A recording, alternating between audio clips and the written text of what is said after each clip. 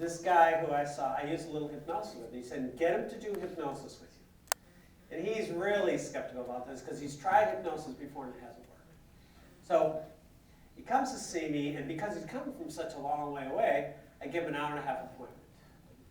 Because he's not sure he wants to come back. I figure, okay, let's see if we can do the assessment and see if we can do something else right during the first session.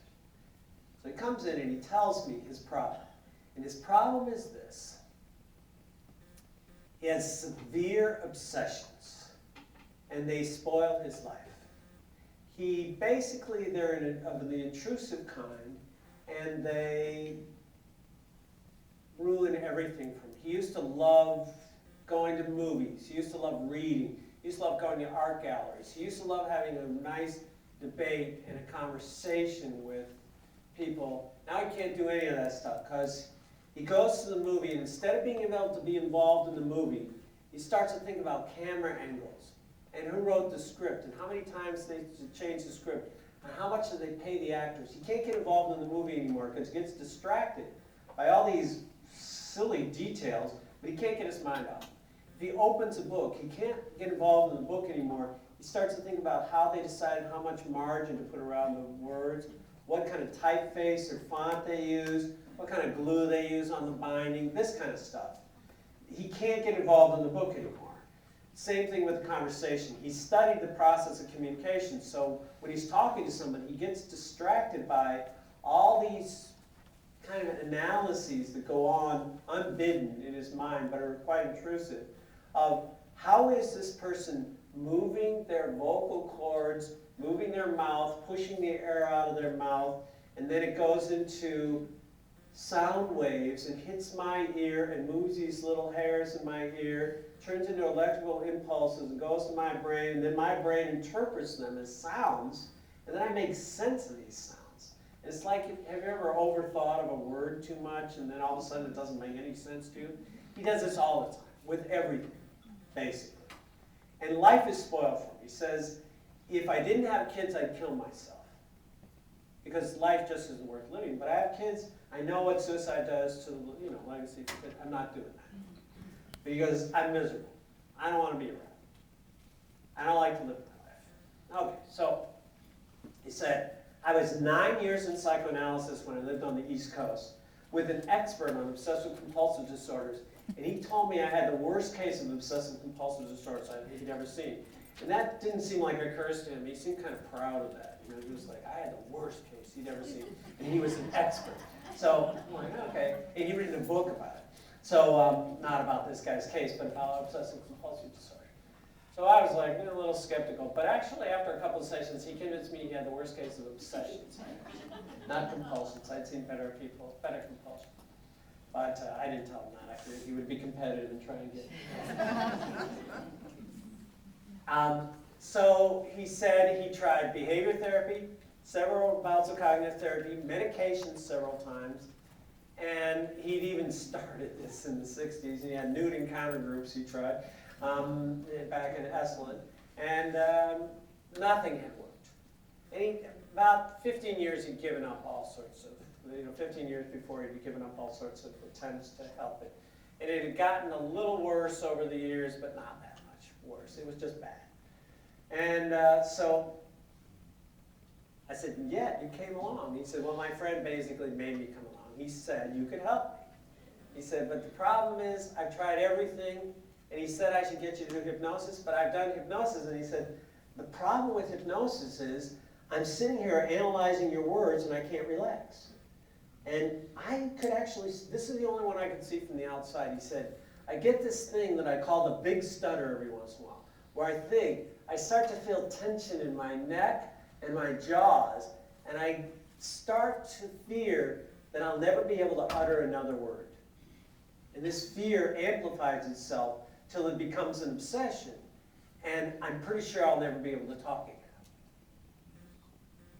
And I could actually see that one because I could see the tendons in his neck would get really tense every once in a while. And he'd say, see there, I'm having the big stutter one. And oh, okay, all right, so I can see that. Otherwise, from the outside, you really couldn't tell. It just seemed like every once in a while he was a little absent-minded, and that was about it. So hour and 15 minutes, and I say, you know, we still have 15 minutes. I know you're not sure whether you want to come back, so even though you said you've done hypnosis, I think hypnosis might be good for this. And even though it didn't work with you, that was a traditional approach. I actually have a different approach to hypnosis that I learned that's very permissive, different from these traditional approaches. That's the approach I learned from Milton Erickson. So he said, well, okay, try it. So he's sitting on the chair, and I start in my usual hypnotic kind of pattern. I said, okay, you just let yourself be there, and you can close your eyes and go all the way into trance. And he looked a little anxious and uncomfortable when I was just talking to him, but as I start this process, he looks positively tortured. Here's what he does when I start doing the trance. He goes like this.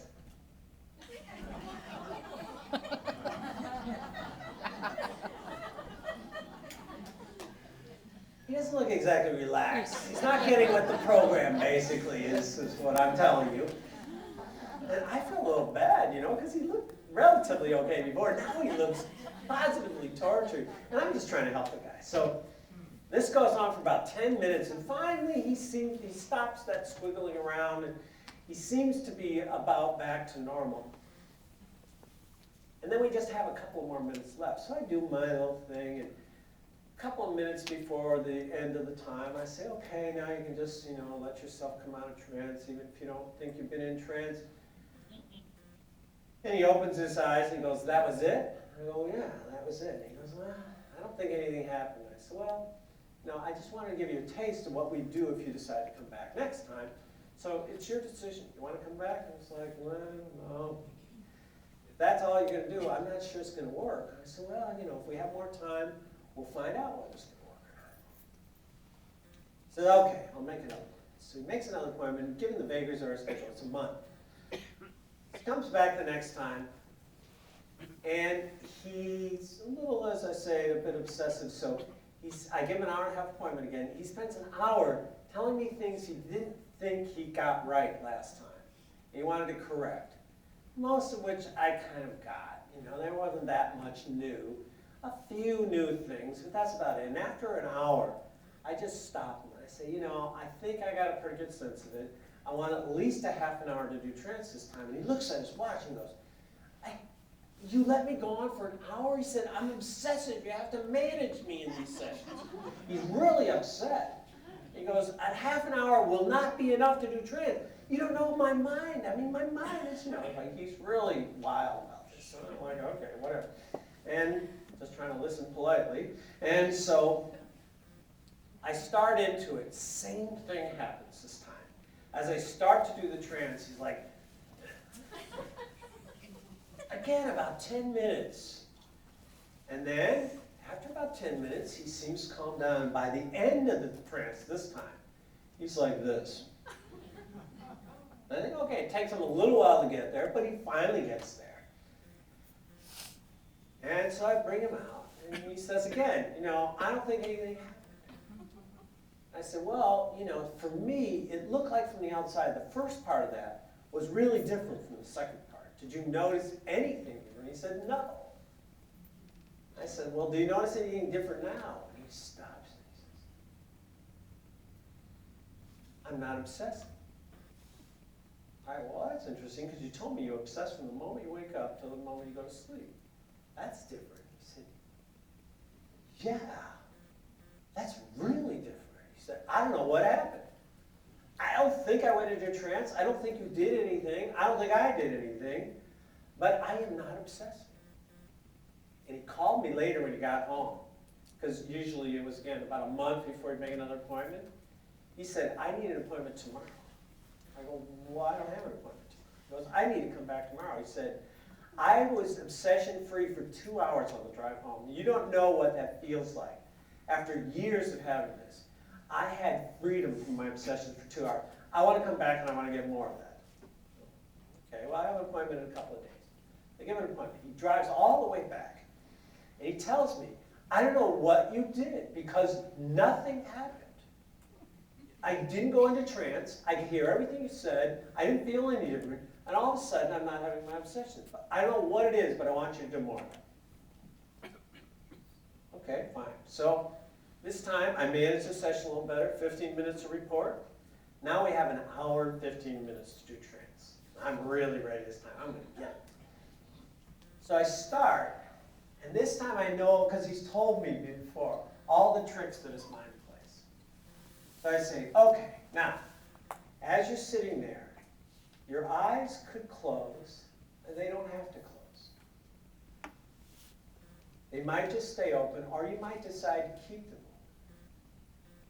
Or you might decide to close them, or they may close on their own. Either way, whatever's right for you can happen. He starts to close his eyes. I go, that's fine. And I said, you don't have to go into trance. And you can go into trance. And you don't have to go deeply into trance, and you can go deeply into trance. He starts with this again. And I said, some people think they have to be relaxed to go into trance. But you can be tense, and you can go into trance.